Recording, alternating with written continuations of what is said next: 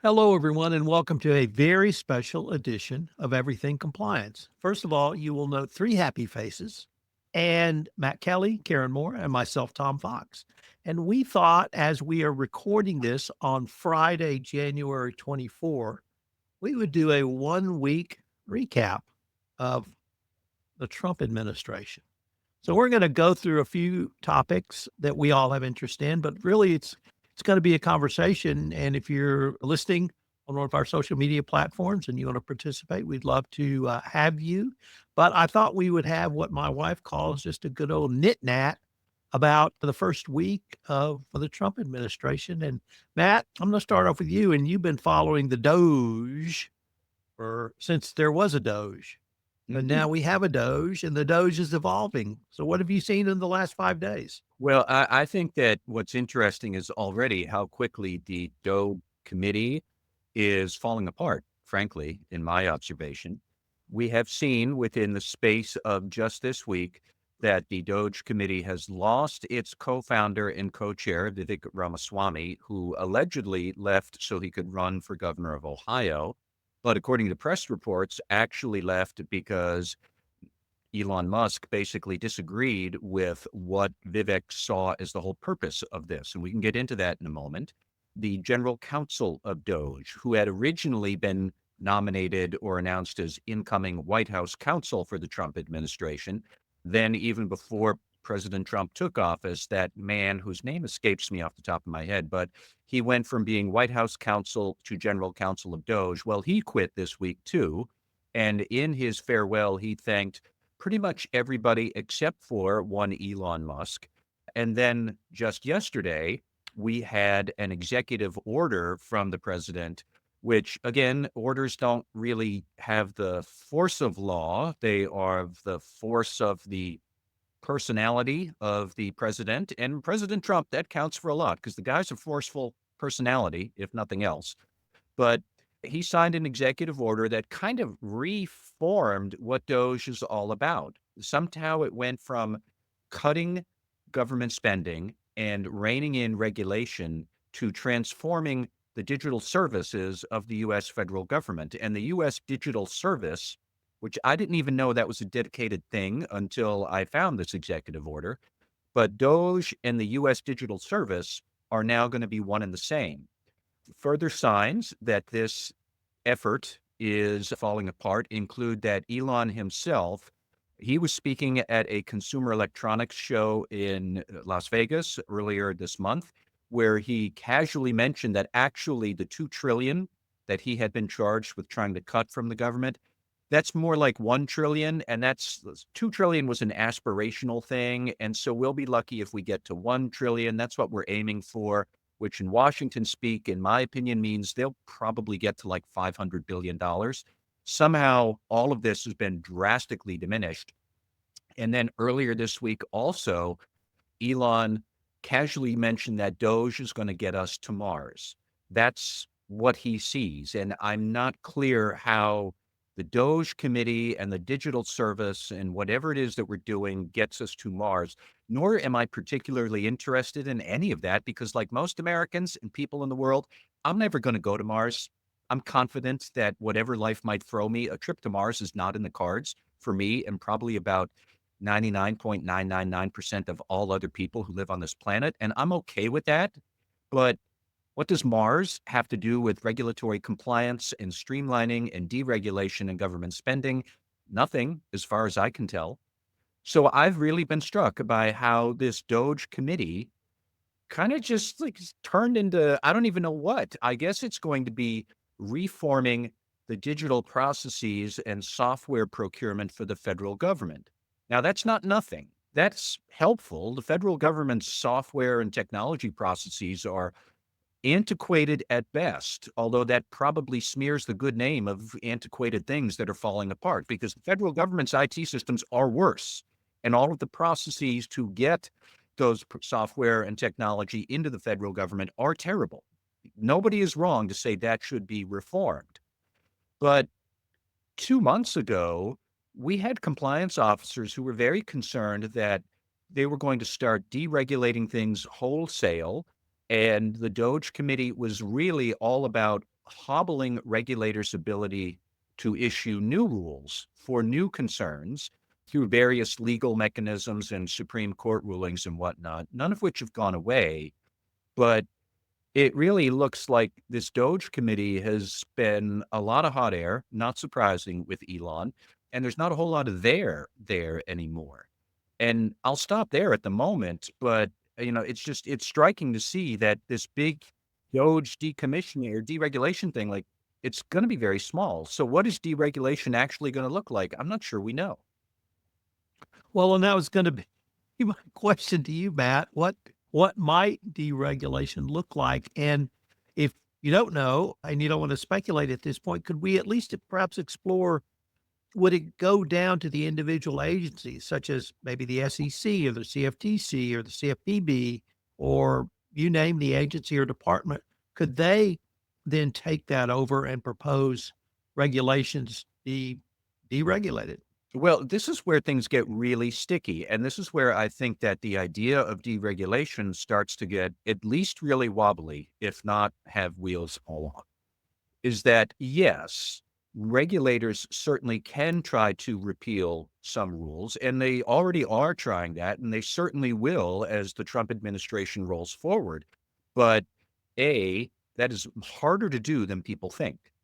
Technically, under the Administrative Procedures Act, if you want to repeal a rule, you must put forth a proposal to repeal the rule, and it has to go forward for public comment. And then after that, these deregulatory moves could be challenged in court. And because of the Supreme Court's rulings last year, the Corner Post and the Loper Bright decisions that really make it much easier for people to challenge regulatory action and much easier for judges to say, well, I don't care what the regulator thinks. I know better. I'm going to do whatever I want. I'm not sure that these deregulatory things don't immediately get pulled into federal court. And then we're litigating until we're all blue in the face. And this deregulatory move doesn't happen. It could still happen in practice where regulators will say, well, we're just not going to enforce the rule. But if you're a compliance officer, that doesn't mean squat to you because they're only going to not enforce it as long as President Trump is here. But if you violate the rule because you think, nobody's ever going to enforce it, and in 2029, there's a Democratic administration, which might happen. If you violated it now and the statute of limitations is still ticking, suddenly your decision to just say, screw it, nobody's enforcing anything, we're going to do what we want. That's a terrible decision in hindsight, and you can't rule out that possibility. So just because they say we're not going to enforce right now, that doesn't mean you can do what you want by any means. The risk is still there. The other thing that I would point out, Tom, is what will deregulation look like now? I presume it will kind of sort of look like what deregulation resembled in the first Trump administration. So I read that first administration's deregulatory order, which sounded really cool, as Donald Trump always makes everything sound really cool when he talks about it. It's always the biggest and the best, and nobody's ever seen it, and we're doing a big number. Then you read what's actually happening. Well, that first deregulatory push in the first term said it did not say for any new rule, you must eliminate two old rules. It said you must propose to eliminate two rules, but you didn't actually have to repeal them. It also said any rules relating to national security would be exempt from that order. So that's all the anti-money laundering. That's all the sanctions. In theory, that could be a lot of the corporate corruption issues that are around. None of those things are going to be subject to whatever new deregulatory push might come along, we think, unless Trump does something else.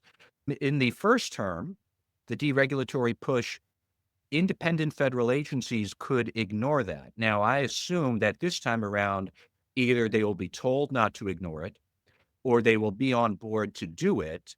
But what's really going to happen is they will propose to deregulate something. It might get put into court. They might propose a new rule. There are still going to be new rules that have to come out, but they will go through a very close review by the White House office itself. There is an Office of Regulation and Innovation Administration. It's called OIRA, I don't even know who might be in charge of that right now. I don't think Trump has nominated somebody for that.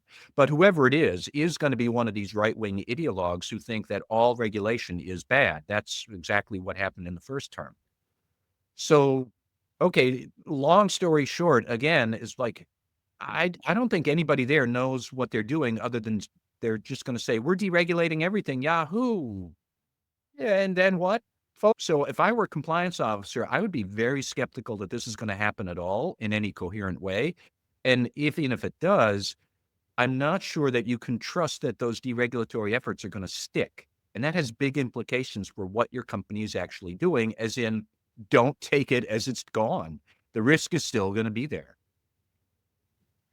I am just wondering, Matt, though, well, first of all, I want to go to Mars. Well, I don't want to go to Mars, but I want to think that we can get to Mars. I'm a big believer in space exploration, but I don't really see how that's any of DOGE's remit other than maybe to ensure exemptions for NASA funding, making sure that that's part of our national security plans. But I am wondering, just trying desperately to find positive spins on things, whether the existence of DOGE doesn't encourage government agencies to at least look at regulatory efficiency. Are processes working the way they should, or are they being staffed at the levels they need to be staffed? Is there overstaffing here and understaffing there? I mean, could this be at least a little bit of a kick in the pants in a proactive manner for agencies to say, before DOGE comes looking, we're gonna take a look at our cleaning our own house? Well, first, Karen, I agree with you on one point that I would like to see people go to Mars in theory, although in practice, I would love to see Elon go to Mars himself on the condition that he never returns. In that case, I would be happy to have my tax dollars go to send Elon Musk to Mars. Goodbye, Elon. The world would be so much better.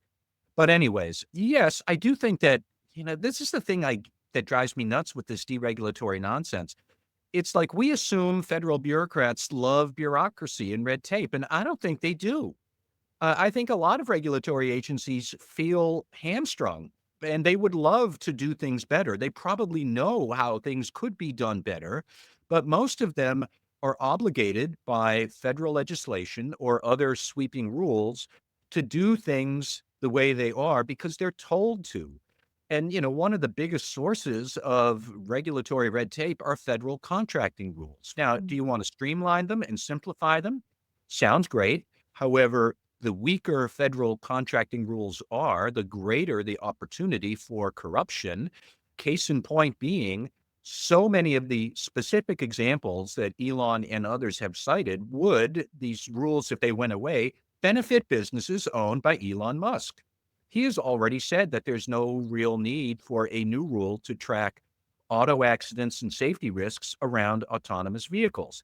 What a coincidence that the CEO of one of the largest car companies on the world, with the most advanced car technology in the world, who is developing autonomous vehicles, singles out reporting of accidents and safety concerns among autonomous vehicles as a risk in a rule that should be eliminated so he can do what he wants.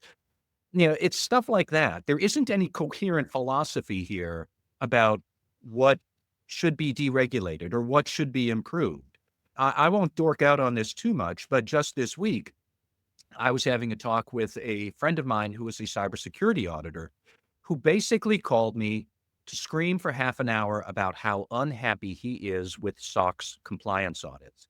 And I get it. SOX compliance audits are minutia and a total drag, and they are today far more convoluted than anything anybody would ever have understood when we adopted the Sarbanes-Oxley Act 23 years ago now. But the solution should be, could we have a more streamlined audit of technology at a company? Yes, that would address an awful lot of the internal financial reporting and cybersecurity risks, and there are ways you could do that. However, that requires a wholesale rethinking of what audits are. When the time comes, and I will die on this hill, the incoming chairman of the Securities and Exchange Commission, Paul Atkins, Donald Trump, Elon Musk, and everybody else who might be involved in this will look at it and say, yeah, let's just not have SOX audits. Let's just repeal Section 404B. That's not how you streamline and deregulate. That's how you make something worse, by rehashing and releasing the risk all over again, not thinking through how do we tame this risk in a different way. So that's going to be my concern. Yeah, yes, there's a lot of good that could be done here. And I think a lot of agencies would love to do some of that. However, they're handcuffed and forced into these certain procedural channels that they don't like any more than anybody else. What's going to happen is that a couple of folks who don't know what they're talking about are going to say, let's just take a wrecking ball of the channels and not think about, should there be other structures that would still address that risk? And I think it's going to be quite messy, and compliance officers are going to have no idea how to handle this. So, Karen, what has struck you about this first week? Cheerful. Well, I guess in the vein of examining and streamlining, I suppose in the very worst way, we're going to be eliminating a bunch of positions in the diversity, equity, inclusion, and accessibility space within the federal government. So with the, flourishing signature, a number of executive orders, primarily repealing and rolling back a lot of civil rights related orders that had been put in place under Biden and all the way back into prior administrations. We've got government, which has been now hamstringed in terms of its DEI efforts, and a load of people being put on administrative leave, but also a number of orders requiring agencies to examine all of their contracts and their procedures and their underlying activities, grant subcontracts, anything that has any kind of DEI implications, whether it's training or requirements or quotas or reporting. So I think that that's going to have a unrolling effect over time. We'll see what happens there. Having said that, yay, Donald Trump, I am 1000% behind you that we should have merit-based government. We should have merit-based practices in the private sector as well. The difficulty is that a meritocracy is predicated on unbiased practices. And until you are in a space where you feel that your practices are consciously or unconsciously not biased, a meritocracy just falls apart. So whether or not existing DEI efforts within the government are sufficient remains to be questioned, but wholesale eliminating them in favor of this, oh yay, of course we should promote the best people based on merit, I think it is so I don't even have words for how stupid that sounds, that something that seems so obvious is obviously not so obvious. So I'm really concerned, not just for the federal government and the knock-on effects there, but the message that is sending out into the private sector. We've already seen it. We've discussed actually on this program before the Boeing decision and the appointment of the monitor, which seems like now small beans compared to what's happening here. But, in that case, the judge questioned Boeing's own DEI practices, questioned the Department of Justice practices in employing DEI elements in the appointment of a monitor. We've now seen it in the rollback, starting with Tractor Supply and gaining traction of a lot of large publicly traded companies eliminating their DEI programs. The sole outlier on Thursday, just yesterday actually, was Costco, where 98% of the shareholders rejected a proposal to eliminate DEI practices. The company itself said that they felt that their DEI practices were in line with the law, important to the company, valuable to its key stakeholders, but they're really kind of the lone voice out there. So I think the implications, the signals that it's sending, that diversity, equity, inclusion, accessibility issues are somehow solved by the removal of the title, by the removal of the personnel overseeing these initiatives, is so backwards as to be incomprehensible. Diversity, equity, inclusion, accessibility, they're all facts of life in the government, in private sector. They are important areas that need to be addressed. If we're going to achieve a meritocracy, we need to examine what obstacles are in the way. what are the components of unbiased labor practices that ensure that the best people are being appointed into the right positions. So I really kind of hamstruck there on what to say about where things are going to go on the DEI front. On a related level, the kind of the gender related executive order looking for enforcement via the EEOC. We only have two genders. The government will recognize male, female, will refer to boys and girls, will not refer to gender, will refer to sex. It is also, I think, really disturbing and alienating of a large part of the population that is starting slowly to understand gender identity. It's been a struggle for a lot of us to understand what the issues are, but I felt like there was progress being made. This just kind of wipes all of that off of the agenda for conversations, but also has implications for companies who have been really seeking to accommodate gender identity issues within their own employee population. So let's see what happens. I think what's going to be the most interesting for me is where some of these things start bumping up under state anti-discrimination laws. We're going to start to see increasing conflicts between the federal government position and the state position, maybe increasing state alienation from federal activity or increasing state activism in terms of asserting their own rights to control some of these issues. So sorry, it's just a really disturbing set of snowballing issues, I think, coming at us fast and furious. So let me pick up on the state to start with, Karen, because it's been a long time since I practiced EEOC or discrimination law, but my recollection was that a complaint would be filed or a filing would be made.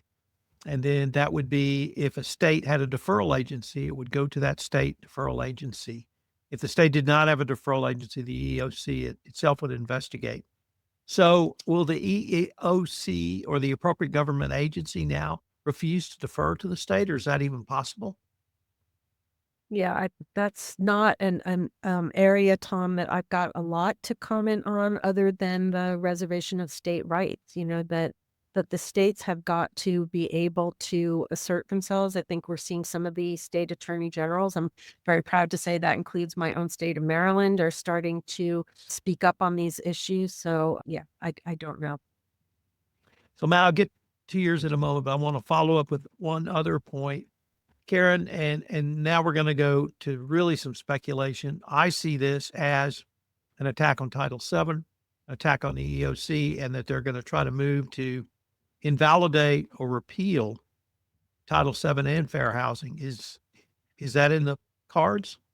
Ooh, yikes. I think that would be a really tough one, maybe just as tough as a recent proposal I saw to amend the Constitution to allow for third term president elections. I do think that there are efforts now to put Bostock, the recent 2020 decision that prohibits Title VII discrimination based on sexual orientation or gender identity. So I think there'll be efforts to put that into a box. Repealing Title VII, I think is going to be tough, or trying to extend Title IX decisions to Title VII scope, I think also is going to be a tougher one, although we've seen movement there following the recent, decision with Harvard University. Yeah, I don't, that really is, God, anything's possible, but to see the Civil Rights Act start to fall apart in its entirety would be a tragedy almost beyond imagining. And my final on this trilogy is Title VII has actual language for affirmative action. And there's a lot of debate at why that language was put in. Nevertheless, it's in there. And so if a company engages in affirmative action, are they going to run afoul of DEI? Yeah, I think that that's one of the issues that the Costco board and shareholders grappled with. The threat there would be that were being made by the proposal was that a fair number of their white employees would now have a claim of discrimination on the basis of gender, on the basis of, like I said, extending Title IX analysis in the Harvard decision to Title VII protection. So yeah, we'll see. Matt, Well, I, I do have a question, although I want to make one comment. We should not forget Donald Trump's innate instinct to declare that he has already solved the problem. Hmm. So I also, as much as I think a lot of what he's saying around DEI is logically inconsistent, I do not rule out the possibility that by him thinking he signed a few executive orders now saying DEI is forbidden, he's going to go out next week and say, well, we've solved DEI. And all of his believers are going to say, oh, yeah, sure, we did that. And like this could potentially fade away as a big political issue because he has a tendency to declare that he has solved this. He has done the big number. He has made the big sweeping thing, even though none of that has happened. He might even believe that it's happened. And then he moves on to the next great whatever it is. And I'm not sure that's something to be discounted. But my question is more, how can compliance officers and HR people disentangle the DEI and anti-discrimination concerns that I think so far have been bundled up into one big issue where I know for a fact that Donald Trump is going to start asking employees generally, he's going to send it out on Truth Social or Twitter or whatever. He's going to start asking people to, if you know that your company still has a secret DEI program, you should call this phone number at the Justice Department or wherever, and we'll investigate. Like that's going to happen. So how can compliance officers think about the external pressures that Donald Trump will put into motion to basically have people inform when they think they see secret DEI that's still happening, and then the company is under investigation, when in fact what you're doing isn't DEI, but is closer to anti-discrimination. I do think a lot of the sweeping statements some companies have made about ending DEI, case in point, Facebook, like I can't imagine what it must feel like to be a Black employee at Facebook right now when Mark Zuckerberg basically just said that all your discrimination that you might feel, that's just, it's over, it's done. You're imagining it, it's not there.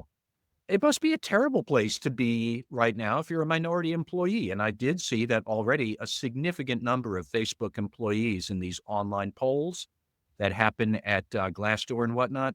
A lot of Facebook employees hate what Mark Zuckerberg is forcing down their throats. However, I am still wondering how are compliance officers going to handle the internal reporting and external reporting pressures that will come to be here.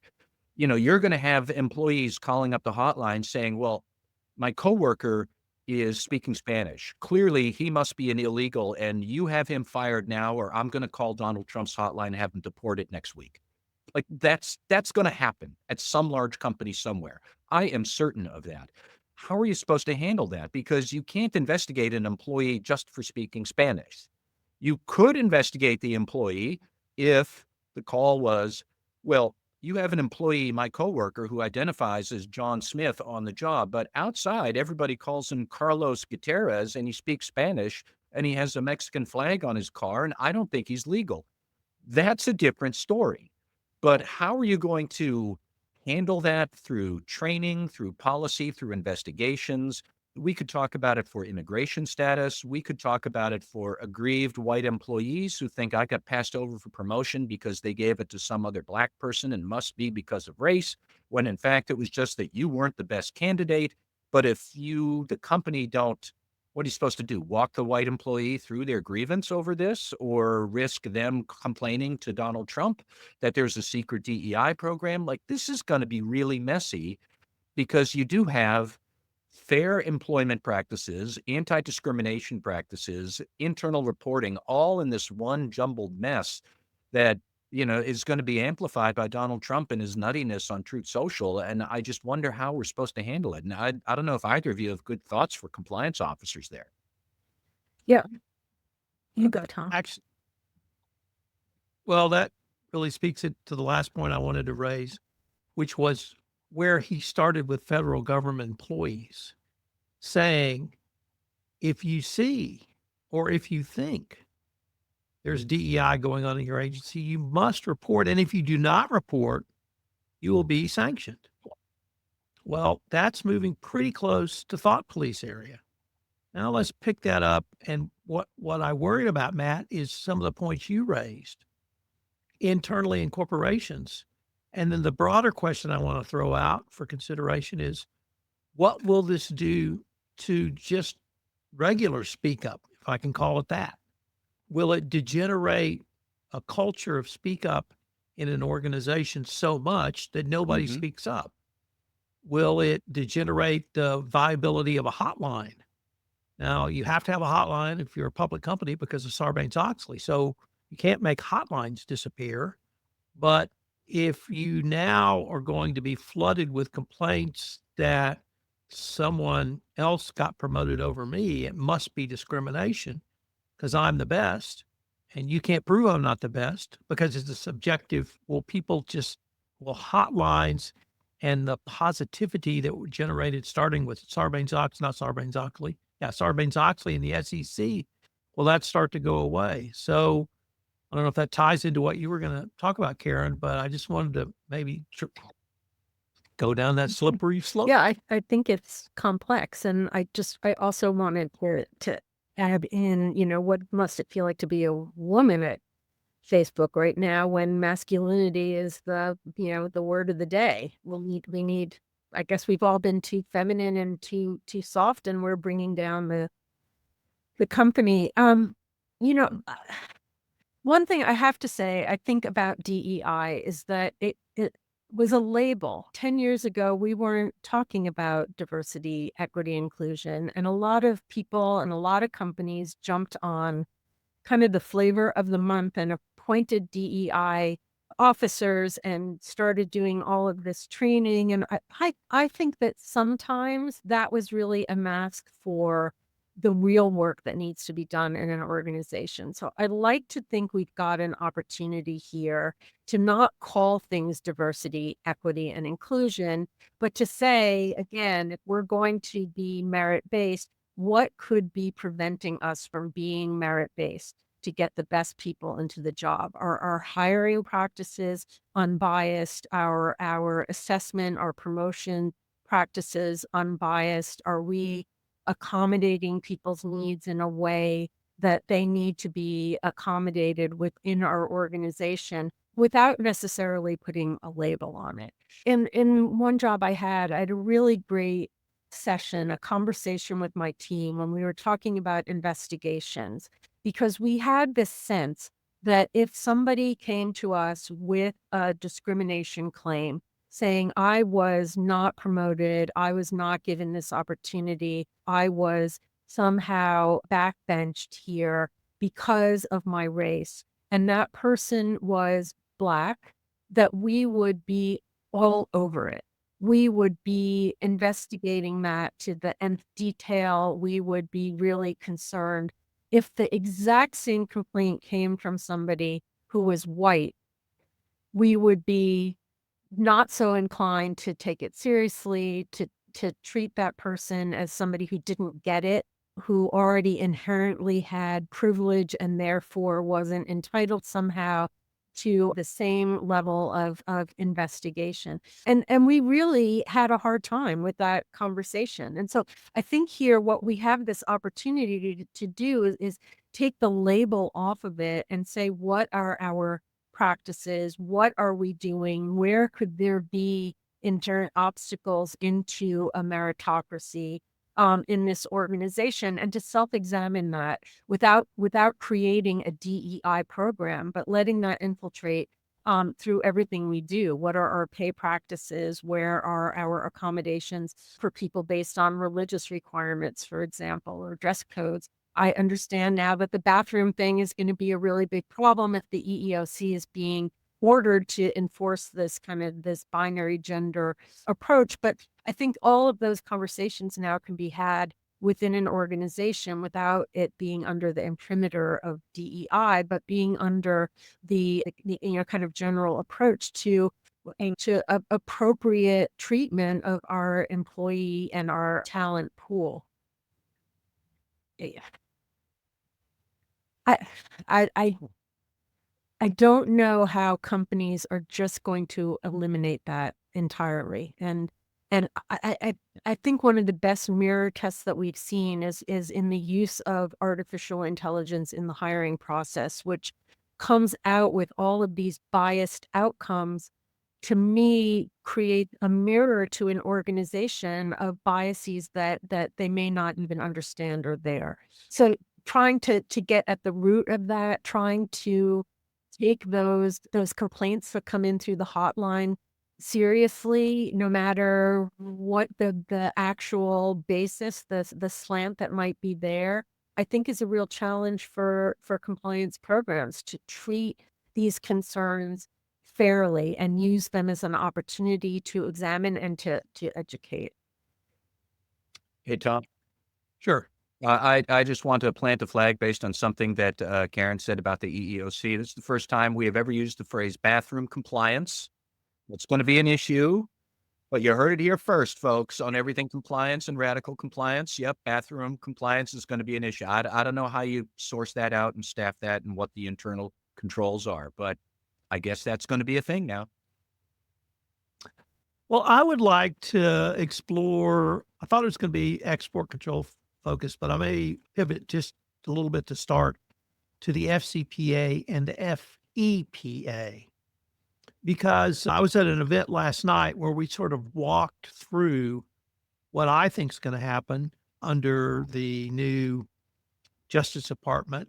And I think that will be a weaponization of the FCPA and the FEPA. And by that, I mean that some commentators have suggested that the FCPA could be an additional arsenal in our national security, because I see, or many see, corruption as a national security issue. And I agree with that. But the focus will not be on national security, but it will be on punishment and retribution. And the punishment and retribution, I would say it would be against America's enemies, or at least our competitors. But Trump has made clear that he will target our allies and friends. So originally I thought companies that may have a more socialist bend, such as Brazil, other countries in Latin America, those companies from those countries would face increased scrutiny. But after some of his remarks this week, I see that he has targeted, obviously, Canada and Mexico in the trade sanction and tariff arena.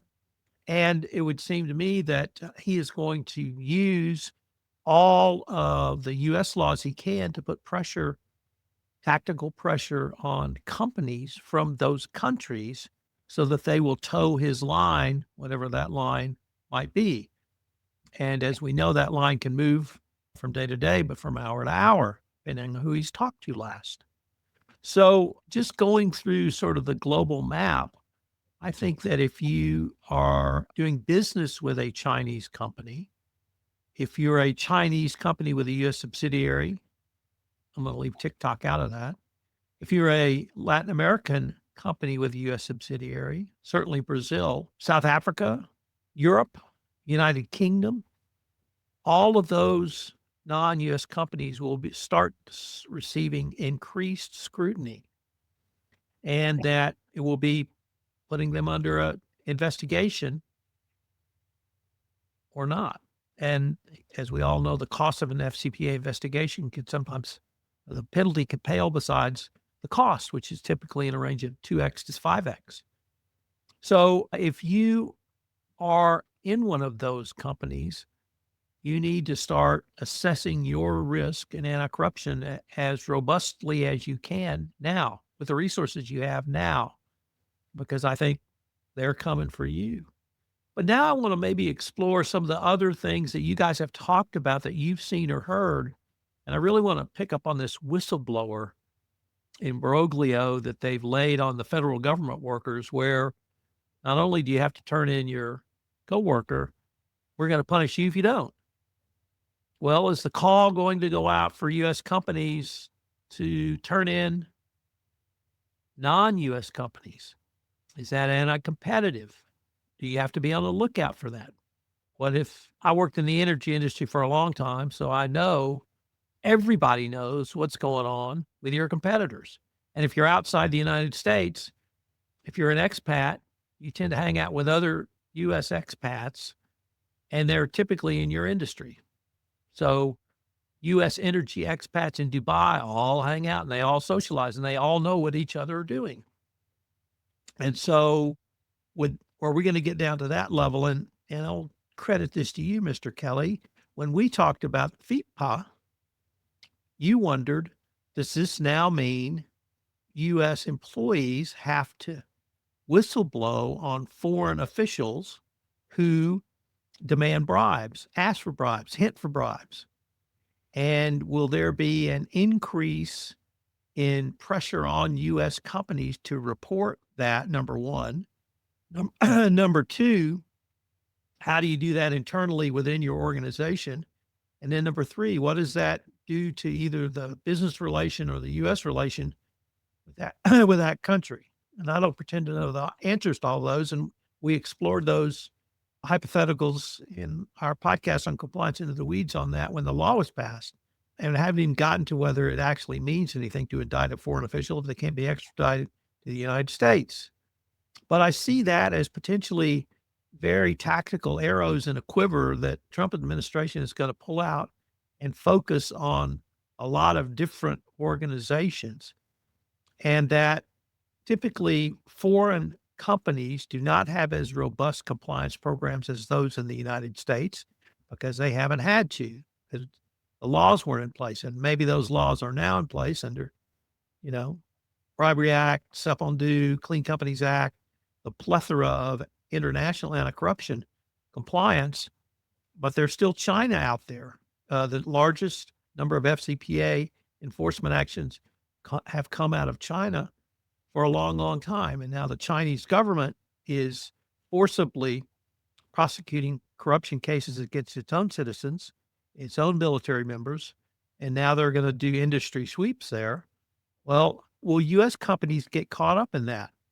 Wherever you want to be in a Chinese jail is not that place. And how are we going to re-engage with China to tamp down the relations that are deteriorating if U.S. executives start being arrested in China? We had a situation where the U.S. got Canada to arrest the daughter of the founder of Huawei. Maybe she did illegal acts under U.S. law, or maybe not. But diplomatically, it was an unmitigated disaster for Canada because then Canadian citizens started getting arrested on a tit for tat. So you can, at least in my mind, it's pretty clear that we are going down a path that is going to be very different in FCPA enforcement. And I'll end with what I told the group last night at this event was, you need to start pressure testing your compliance program now. If you have weaknesses in any of these areas, you need to start looking at ways so you can get the information and put a risk management strategy in place. I know we have a hard stop at the top of the hour, so I'm going to end there and get y'all's comments, then we'll move to shout outs and rants. Tom, I'd love to just stop everybody and give a reality check that for all of your points, which I think are theoretically valid, that assumes that we have a functioning FCPA prosecution unit at the Justice Department and a functioning criminal division. Are we sure that we will? Because already we have seen at the Justice Department a lot of reassignment of lawyers basically to prosecute sanctuary cities or chase down illegal immigrants. And are we really going to have people who are still working on FCPA prosecutions? I think the FCPA law will not be changed. I think that the threat of FCPA prosecution is going to exist. But as a practical matter, if they can a whole lot of prosecutors in the FCPA unit and bring in a whole lot of inexperienced political newbies and right-wing ideologues, like, who cares? Because they're not going to be able to mount a credible sort of investigation. This is not theory. The Justice Department has already reassigned some key lawyers in the National Security Division, which would investigate sanctions and cybersecurity cases. It has not, as of today, touched the FCPA unit. And I know that only because while we're talking, I peeked at the homepage for the team, And the fraud section leadership is all still there at the moment. But for example, there was a senior lawyer at the department who handled basically international relations for the Justice Department. So when we saw these sweeping FCPA prosecutions that involved 9 different jurisdictions and all of this, that he was the guy who helped put all that together and had been doing it for decades. And now they're basically slow rolling him out the door by making him work on sanctuary cities enforcement and trying to drive him to quit. So for a whole lot of this, we might not necessarily have a competent Justice Department to bring these cases, although it gets back to what I mentioned before.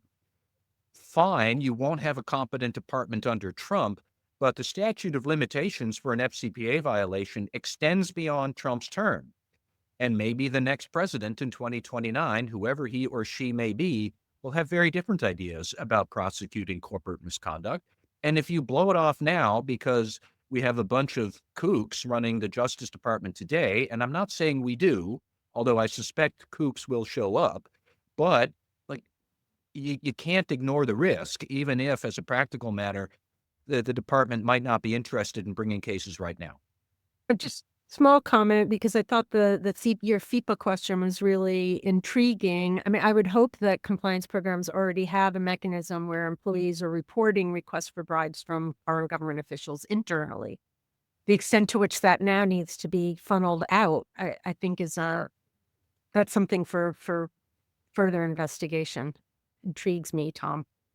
Well, on that note, let's see if we can lighten the mood up, if any, under our fan favorites of shout outs and rants. Matt, you want to lead us off? Sure. I'll give a quick shout out and rant over this birthright citizenship issue with Donald Trump.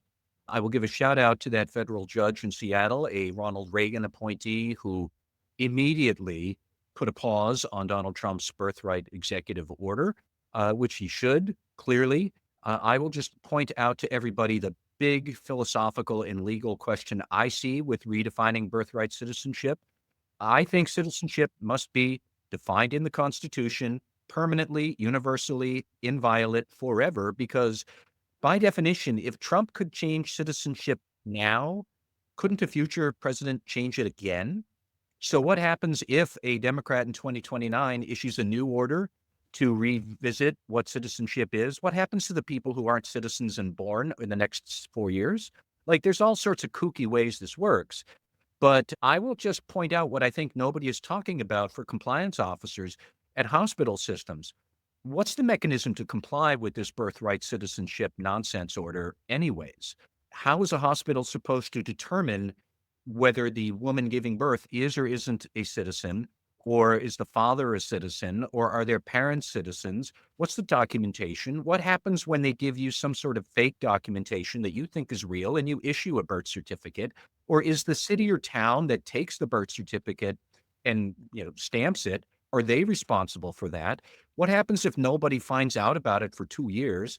What happens if the woman goes into emergency labor and you've got better things to do than to chase down her documentation because she's giving birth at 28 weeks right there in the emergency room? This is a stupid idea. This is a stupid idea legally, constitutionally. It is also stupid practically and poses immense compliance questions nobody seems to have thought of, let alone Donald Trump.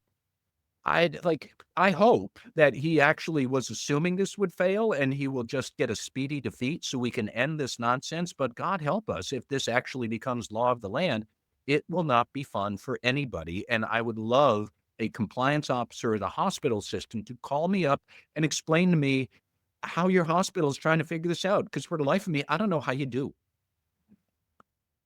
Karen Moore.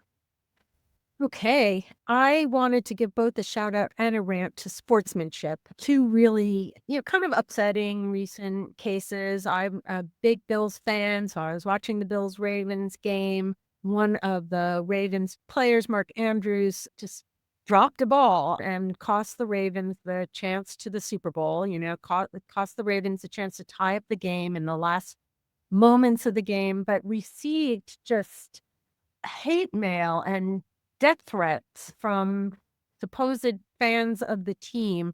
Really dismaying circumstances.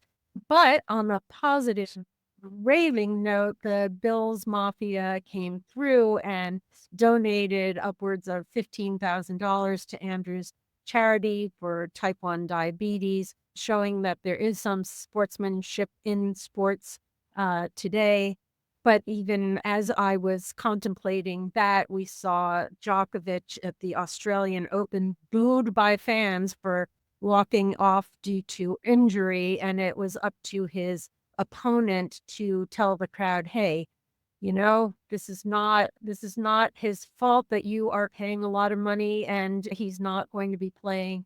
So I'm just wondering what's happening to sportsmanship when it comes up to the opponents to demonstrate the good character that you would hope would be evidenced by the fans. So I don't know. It seems to be the zeitgeist of the day.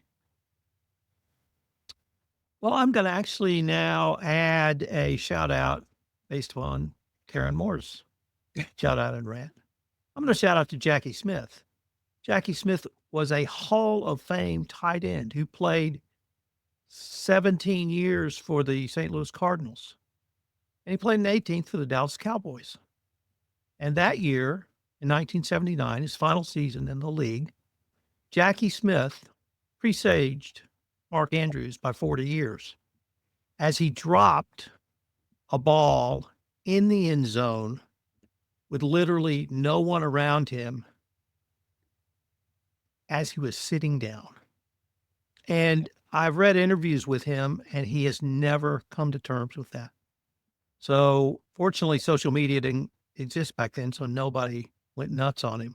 I want to shout out to Jackie Smith, although we did lose the Super Bowl to Pittsburgh because of that.